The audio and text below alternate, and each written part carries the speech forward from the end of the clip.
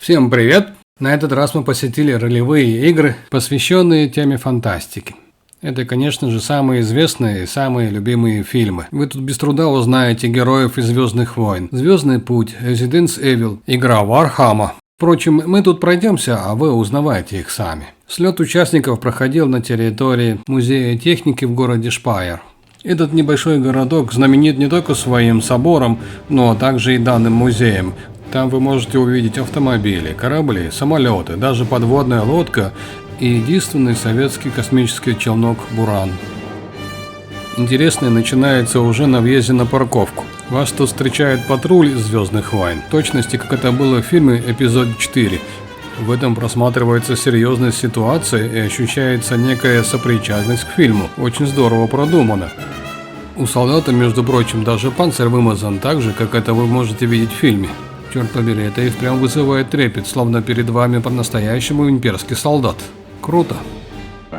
Предъявите ваши документы. Думаю, дроиду не нужны документы. Дроиду не нужны документы. Это не те дроиды, что вы ищете. Это не те дроиды, что мы ищем. Он может проезжать. Вы можете проезжать. Поезжай. Поезжайте. Поезжайте.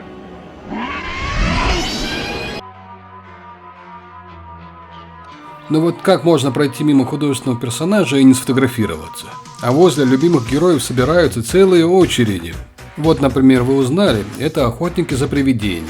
Вообще, это, конечно, интересное занятие, ходить и угадать, где и в каком фильме я видел того или иного героя. А их здесь десятки. Кроме профессиональных групп, которые представлены здесь своими палатками и, вероятно, получают приглашение от музея, тут также очень много костюмированных посетителей, которые хотят почувствовать себя в своей тарелке.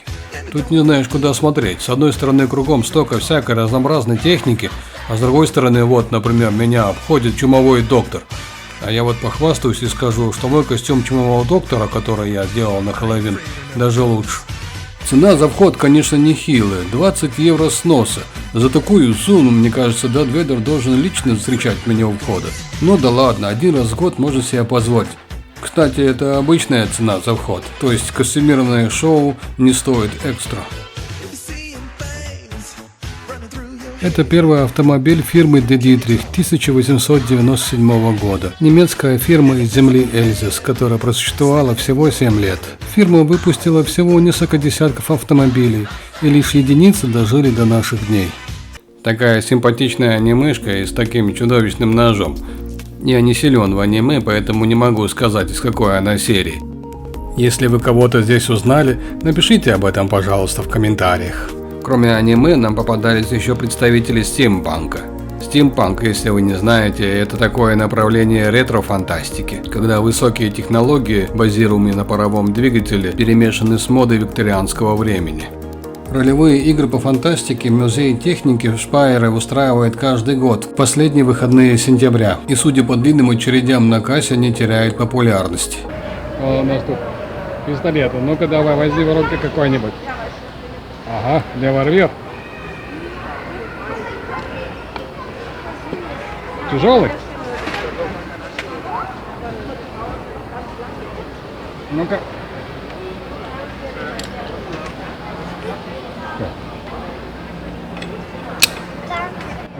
Я уже туда сегодня.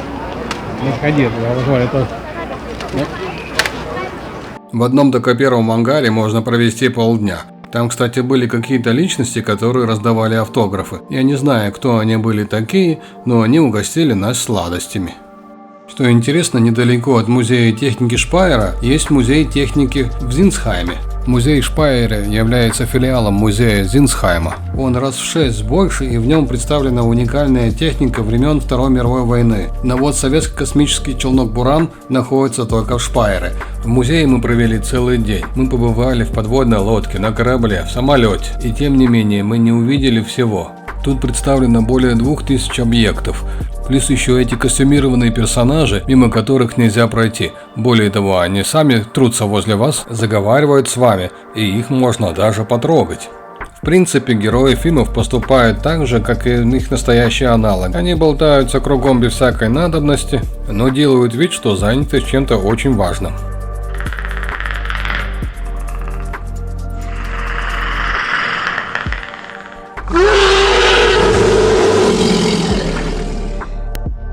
Ну вот, наконец мы добрались до ангара космических исследований.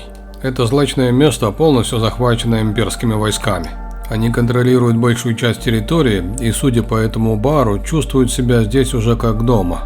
В одном углу скопились мандалорийцы. Имперцы их вроде бы еще терпят, но мне кажется, между ними уже начинает возникать конфликт.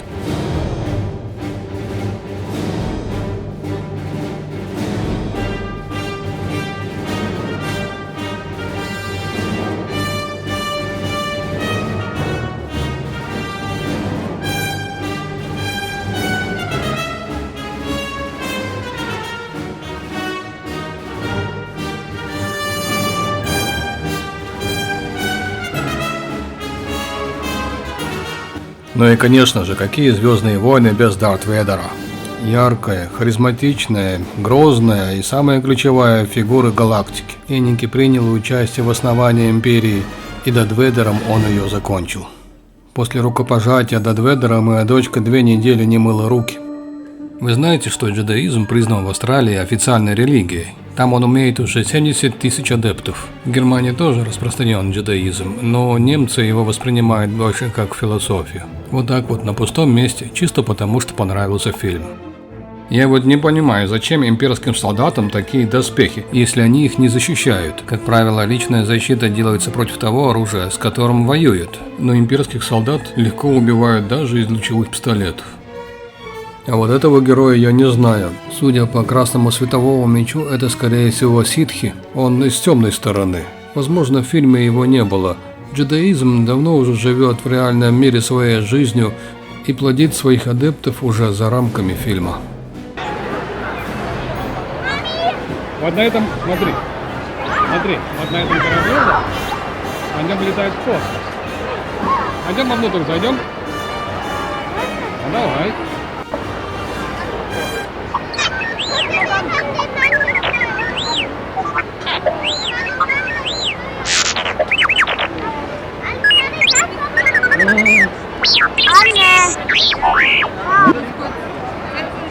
Интересно, как герои фильма понимали его щебетание.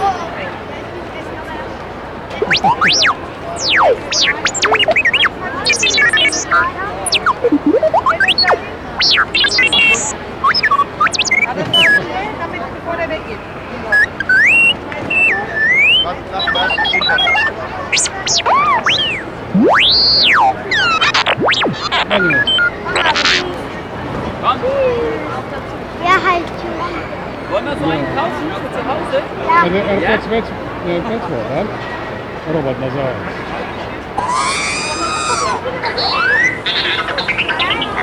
Знаменитый R2-D2. Это не робот и не андроид, а именно дроид. Так, по крайней мере, его назвал Лукас. Этот астродроид отлично показался во время побега с Набу, чем заработал отличную репутацию у королевы Анидалы. Таких роботов во вселенной Звездных войн используют для обслуживания тяжелой техники, космических кораблей, а также управлением компьютерными системами. И, кстати, R2-D2 – это единственный из роботов, который присутствовал во всех фильмах вселенной Звездных войн, ну а также в некоторых сериалах. Жалко, что золотого робота C3PO в этом году здесь не было. Вот, кстати, я заметил, что вселенной Чужих уделено очень мало внимания. Хотя и тут тоже можно было представить очень интересные постановки. Тут перед нами стоят герои сериала «Звездный путь». Вот уж точно, для них тут установлены самые подходящие кулисы. Советские, американские космические программы под одной крышей. То может быть еще большей фантастикой. Моя дочка стала что-то подозревать, и потом втайне созналась мне, что это вовсе не настоящие герои фильмов, а костюмы. Глядишь, она так и в Деда Мороза перестанет верить. И в пасхального зайца, и в шуршунчика, который живет под кроватью. Как жалко, что вот так быстро рушатся иллюзии. А так хотелось бы, чтобы любимые фильмы были словно документалки. Все события случались по-настоящему, и настоящие герои всегда успевали на помощь.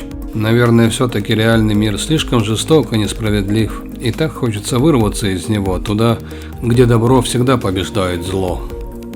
На стендах, кстати, у многих представлены оригинальные предметы из фильмов. Вот, например, велосипед. Ваша дочка сейчас подсела на этот сериал. Настоящий камень с Луны. Ему уже более 3 миллиардов лет.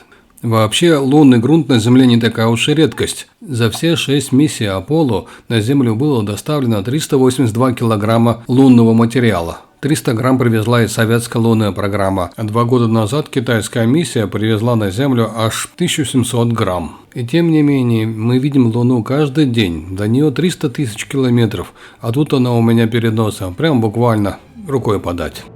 Это, конечно же, не настоящий Буран. Единственный летавший в космос Буран, к сожалению, был разрушен при обрушении крыши монтажно-испытательного корпуса на Байконуре еще в 2002 году.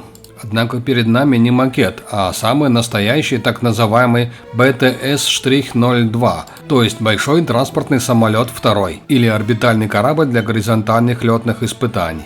Короче, перед нами самолет, но этот самолет – самый настоящий аналог космического корабля «Буран», которого использовали для испытаний, а также обучения пилотов, например, для подъема или захода на посадку. БТС-2 выполнил 24 испытательных полета с общим налетом 8 часов.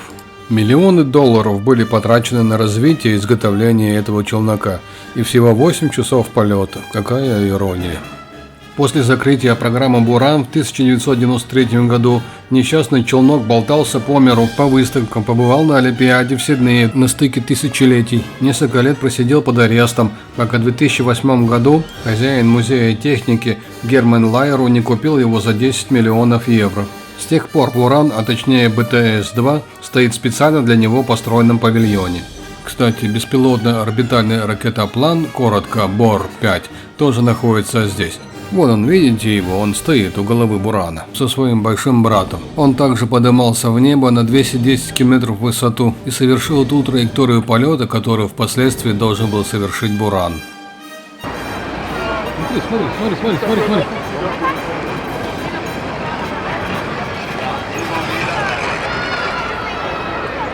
Подойди к нему.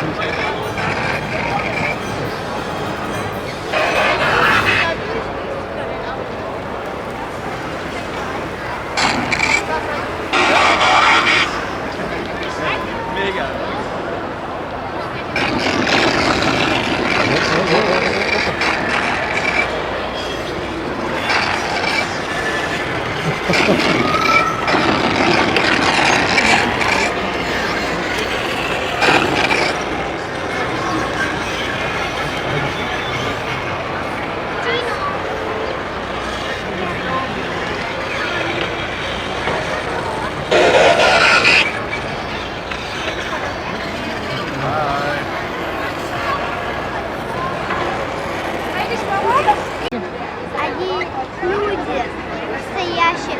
Глаза видно человека, вот руки видно человека. Это человек.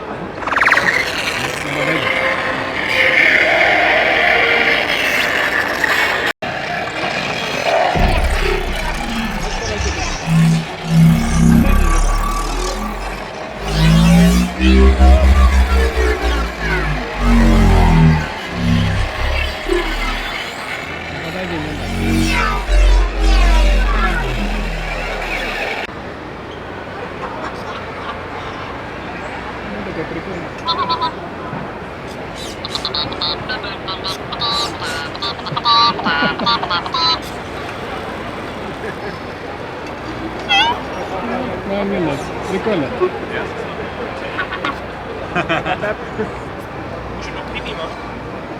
Это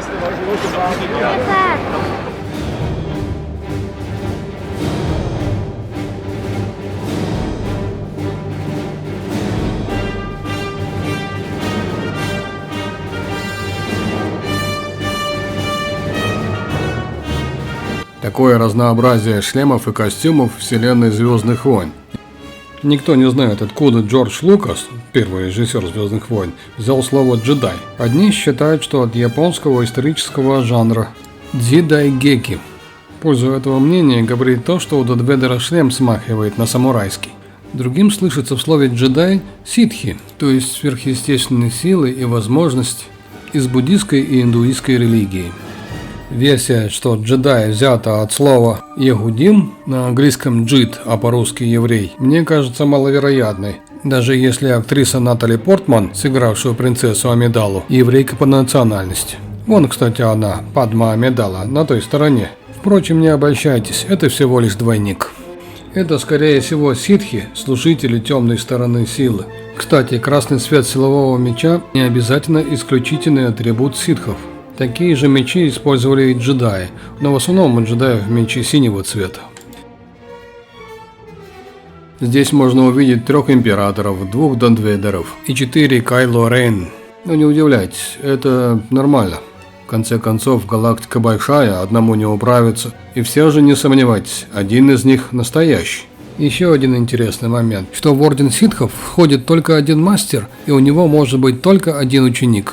По ходу ученик совершенствуется и в конце концов убивает своего мастера. Таким образом он сам становится мастером и берет себе ученика, следующего последователя. Таким вот ограниченным набором, так называемым правилом 2, Орден избегает междоусобной резни в борьбе за власть. Каждый новый ситх, переходя на темную сторону, получает новое индивидуальное имя и титул Дарт, как Дарт Вейдер. Откуда Лукас выкопал это слово? Ну мы так будем вечно гадать, откуда Лукас позаимствовал то или другое слово. Расскажу вам лучше как-нибудь в следующий раз. Очень много мандалорийцев, и джедаев тоже хватает.